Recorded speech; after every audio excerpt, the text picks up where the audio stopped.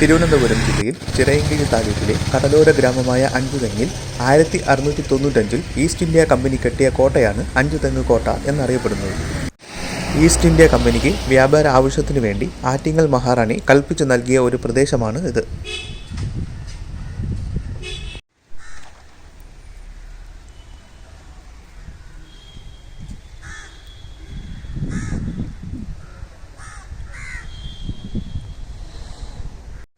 ഫ്രഞ്ചുകാരിൽ നിന്നും ഇവിടത്തെ വ്യാപാര കുത്തക നേടിയെടുക്കാൻ വേണ്ടിയായിരുന്നു ഈസ്റ്റ് ഇന്ത്യ കമ്പനി ഇത് പണിതത്.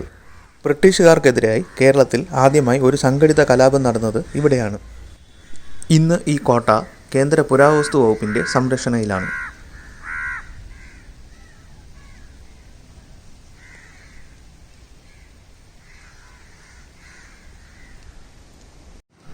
ചതുരാകൃതിയിലാണ് അഞ്ചുതെങ്ങ് കോട്ടയുടെ നിർമ്മാണം നടന്നിരിക്കുന്നത്.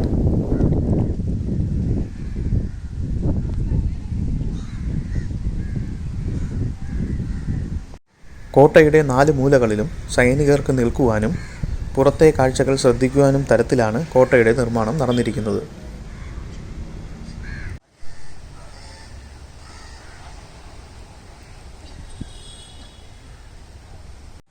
കോട്ടയോട് ചേർന്ന് തന്നെ നമുക്ക് വിളക്കുമാടം എന്ന ലൈറ്റ് ഹൗസും കാണാൻ സാധിക്കുന്നതാണ്.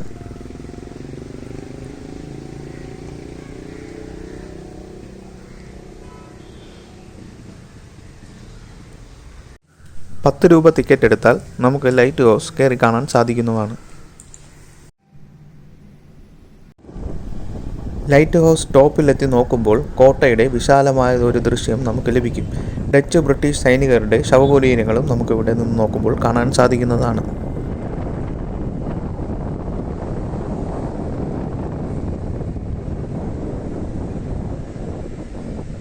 വിശാലമായ അറബിക്കടലിൻ്റെ കാഴ്ച നമുക്ക് ഇവിടെ നിന്ന് കാണാൻ സാധിക്കും.